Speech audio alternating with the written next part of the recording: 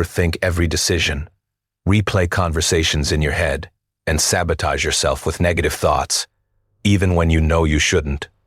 What if you could reprogram your mind to become your greatest ally instead of your worst enemy? In this video, I'll share 6 science-backed mental techniques that'll completely transform how your brain operates, turning it into your personal success machine. I discovered these techniques after spending years battling my own mental sabotage patterns, until I dove deep into neuroscience and cognitive psychology research. The problem is, most people treat their mind like it's an enemy they need to fight against, when really, it's just operating on outdated programming from thousands of years ago. By the end of this video, you'll know exactly how to rewire these patterns and make your mind work with you instead of against you. Let's dive in. Now, here's where it gets interesting. Most people think they are their thoughts, but that's the biggest mental trap of all. The observer effect is a cognitive technique where you learn to watch your thoughts as if you're a scientist observing an experiment. Instead of being caught in the storm of your mind, you position yourself above it. Imagine your thoughts are cars on a highway below you. You're on the bridge, just watching them pass. You're not the anxiety, you're not the self-doubt, you're the awareness noticing those things. Research from Harvard Medical School found that metacognitive awareness, thinking about your thinking, activates the prefrontal cortex and reduces amygdala activation by up to 50%. This works because your brain literally cannot be in reactive mode and observational mode at the same time. When you observe your thoughts, you create neurological distance. Japanese Zen practitioners have used this principle for over 1,000 years because they understood something neuroscience is only now confirming. You are not your thoughts, you're the consciousness experiencing them. First, the moment you notice negative thinking, mentally say, "I'm having the thought that," before the thought. Instead of, "I'm a failure," say, "I'm having the thought that I'm a failure." Say, "I'm having the thought that I'm a failure." This tiny linguistic shift creates psychological distance. Second, name your thoughts like they're weather patterns. "Here comes anxiety again," or "Oh, there's old self-doubt showing up." Third, practice 2-minute observation sessions daily. Sit quietly and just watch your thoughts without engaging. For instance, instead of spiraling when anxiety hits, try saying, "Interesting. My mind is creating worry right now. What else is it going to come up with?" This turns you from victim to curious scientist. But that's not all. This next technique builds directly on this foundation. Most people don't know this, but your mind overthinks because it's stuck in a temporal illusion, making everything feel equally urgent. 1-0 rule is a decision-making framework created by Susie Welch that forces your brain to evaluate problems across 3 time horizons. How will this decision affect me in 10 minutes? 10 months? 10 years? Your anxious mind treats the embarrassment of tripping in public the same way it treats genuine life threats. This technique recalibrates your threat detection system by adding temporal perspective. A study from Cornell University found that 85% of what we worry about never happens, and of the 15% that does, 79% of people handle it better than expected. This works because your brain has a negativity bias, an evolutionary feature that kept our ancestors alive by assuming every rustling bush was a predator. But in modern life, this same mechanism makes you catastrophize emails, text messages, and social situations. The 1-0 rule manually overrides this bias by engaging your prefrontal cortex's ability to simulate future scenarios rationally. First, when you catch yourself spiraling, pause and ask, "Will this matter in 10 minutes?" Usually, your immediate emotional reaction starts calming down. Second, ask, "Will this matter in 10 months?" This helps you identify if it's a real problem or temporary discomfort. Third, ask, "Will this matter in 10 years?" This is the ultimate filter. Almost nothing passes this test. Fourth, common mistake to avoid. Don't use this to dismiss genuine problems. Use it to separate signal from noise.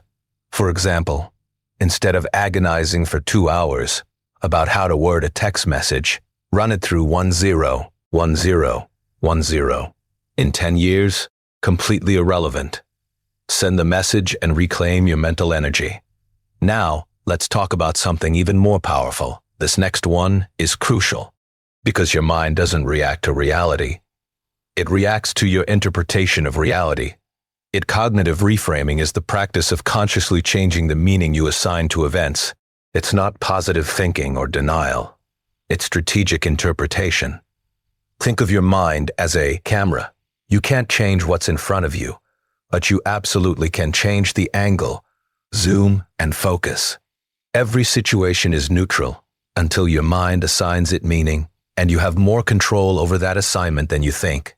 Research from Stanford University shows that people who practice cognitive reframing show increased activity in the ventrolateral prefrontal cortex, the brain region responsible for emotional regulation. This works because your brain's reticular activating system filters reality based on what you've programmed it to notice. If you frame challenges as threats, your brain enters fight or flight mode. If you frame them as opportunities, your brain enters problem-solving mode. The situation is identical. The neural response is completely different. Stoic philosophers, like Marcus Aurelius, understood this. You have power over your mind, not outside events. First, identify your automatic frame. When something bad happens, what's your instant interpretation? This always happens to me, or I never get lucky. These are frames. Second, challenge it with this question. What else could this mean? A rejection could mean you're not good enough. Or again, it could mean you're one step closer to finding the right fit. Third, practice the obstacle equals opportunity. Reframe daily. Stuck in traffic? Opportunity for audiobook learning. Project failed? Opportunity to discover what doesn't work. Fourth, avoid toxic positivity. Don't reframe genuine trauma or pain as everything happens for a reason. Instead, reframe your response. This is painful and I can grow through it. For instance, instead of I failed my exam, I'm stupid. Try I failed this exam, which means I now have specific feedback about what to study differently. But wait, there's more to this. No. Well, you might be thinking, but what about when my mind makes me procrastinate? Here's the solution. The 5-second rule, developed by Mel Robbins, is a metacognitive tool that interrupts your brain's hesitation patterns. The moment you have an instinct to act on a goal, you count backwards. 5, 4, 3, 2, 1, then physically move. It's that simple. Your mind has about 5 seconds before it talks you out of doing something uncomfortable. This technique hijacks that window. Neuroscience research shows that when you have an idea or impulse to act, your brain starts a mental debate. Within 5 seconds, your prefrontal cortex generates every reason why you shouldn't do it. It's too hard, too risky, you're too tired. This is called activation energy in psychology. The 5-second rule works because counting backwards is a pattern interrupt that engages your prefrontal cortex in a different task, and the physical movement triggers the motor cortex, which overrides the fear response in your amygdala. You're essentially short-circuiting the overthinking loop before it starts. First, the moment you feel the instinct to do something that'll move you toward your goals, getting out of bed, starting work, going to the gym, speaking up in a meeting, immediately count 5, 4, 3, 2, 1. Second, at 1, make a physical movement. Stand up, take a step, raise your hand, start typing. The movement is crucial. It's not just mental. Third, use it for decisions under 5 minutes of impact. Don't use it for major life decisions. Use it for the micro decisions that build momentum. Fourth, common mistake, waiting to feel ready. Motivation comes after action, not before. For example, instead of lying in bed thinking, I'll get up when I feel more awake, which never comes, count 5, 4, 3, 2, 1, and swing your legs out of B. Your mind will catch up once you're moving. This brings me to the next secret. Here's something fascinating. Your mind doesn't create random thoughts. It runs on patterns. and most of them are invisible to you. Pattern recognition is the practice of becoming a detective of your own mind. Your brain operates on loops. Specific triggers lead to specific thoughts, which lead to specific emotions, which lead to specific behaviors. Most people live their entire lives running the same mental programs without ever examining them. This technique is about making the invisible visible, identifying your specific mental patterns so you can interrupt them. Research from MIT's neuroscience department found that 95% of our thoughts are repetitive, and 80% of those are negative. This happens because your brain forms neural pathways through repetition, like hiking trails in a forest. The more you walk a path, the more established it becomes, until it's the automatic route your brain takes. This is why you can have the same anxiety spiral about different situations. It's not the situation, it's the pattern. Cognitive behavioral therapy is built entirely on this principle. Recognize the pattern, and you gain the power to change it. First, journal your mental patterns for 1 week. When you feel strong negative emotions, write down, what triggered this? What was my first thought? What story did my mind tell? What did I do? You'll start seeing the same patterns repeat. Second, name your patterns. Here's my everyone judges me pattern, or oh my, I'm not good enough script is playing. Third, create pattern interrupts. When you recognize a pattern starting, do something completely different physically. Stand up, splash cold water on your face, do 10 jumping jacks. Fourth, replace old patterns with new ones intentionally. Instead of trigger, I'll fail, anxiety. Avoidance, practice trigger, this is challenging, curiosity. Avoidance, practice trigger, this is challenging, curiosity. For instance, if you notice every Sunday night you spiral into work anxiety, recognize that's a pattern, not reality. Sunday night is just Sunday night. Your mind has associated it with dread through repetition. Once you see the pattern, you can consciously choose a different response. You've already watched this far, so let me share something that ties all of this together. This final technique is the one that makes everything else automatic: implementation intentions. Researched extensively by psychologist Peter Gallwitzer, are if-then plans you create in advance.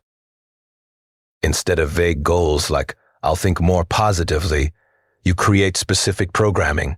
If I notice negative self-talk, then I'll immediately practice cognitive reframing. You're literally pre-deciding how your mind will respond to specific situations, removing the need for willpower in the moment. Studies show that people who use implementation intentions are 2-3 times more likely to achieve their goals compared to those who don't. This works because decision-making depletes mental energy. Every choice you make drains your willpower.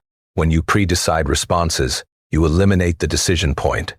Your brain loves automation. It's constantly trying to turn conscious processes into unconscious habits to save energy. Implementation intentions leverage this by creating instant mental shortcuts. Instead of your mind wandering into overthinking, you've pre-installed a new default program. First, identify your top 5 mental challenges. Overthinking, negative self-talk, procrastination, write them down. Second, create specific if-then self-statements for each. If I start overthinking a decision, then I'll use the 1-0 rule. If I catch myself in negative self-talk, then I'll practice the observer effect. If I feel the urge to procrastinate, then I'll use the 5-second rule. Third, write these down and review them every morning for 21 days. Your brain needs repetition to install new programming. Fourth, start with just one implementation intention and master it before adding more. For example, instead of trying to change everything at once, commit to this. If I notice my mind working against me today, then I'll take 3 deep breaths and ask, what pattern is running right now? After 1 week, this becomes automatic, and you've fundamentally changed how your mind operates. Don't wait until tomorrow to start this. Let's quickly review what we covered today. Number 1, the observer effect. Separate yourself from your thoughts and watch them instead of being consumed by them. Number 2. The 1-0-1-0-1-0 rule. Break the overthinking loop by evaluating decisions across 3 time horizons. Number 3. Cognitive reframing. Turn your mind into a problem-solving machine by consciously changing your interpretation of events. Number 4. The 5-second rule. Kill hesitation and procrastination before it kills your momentum. Number 5. Pattern recognition. Identify your mental traps by becoming a detective of your own thought patterns. Number 6. Implementation intentions. Program your mind like software with if-then plans that make success automatic. Remember, your mind isn't broken. It's just running outdated programming, designed for survival in a world that no longer exists. You have everything you need to reprogram it. The only difference between someone whose mind works for them and someone whose ND works against them is conscious practice of these techniques. Don't wait until you hit rock bottom or miss another opportunity. Start with just one technique today. I recommend the observer effect because it's the foundation for everything else. I promise you, 30 days from now you'll look back and barely recognize the person you were. If you found this helpful, smash that like button. It tells YouTube to share this with more people who need it. Subscribe for more psychology-backed self-improvement content that actually works, not just feel-good fluff. Drop a comment telling me which technique you're going to implement first, or share your own experience making your mind work for you. And if you want to learn how to build unbreakable discipline and consistency, check out this video next. It's the perfect complement to what we covered today. Thanks for watching, and I'll see you in the next one.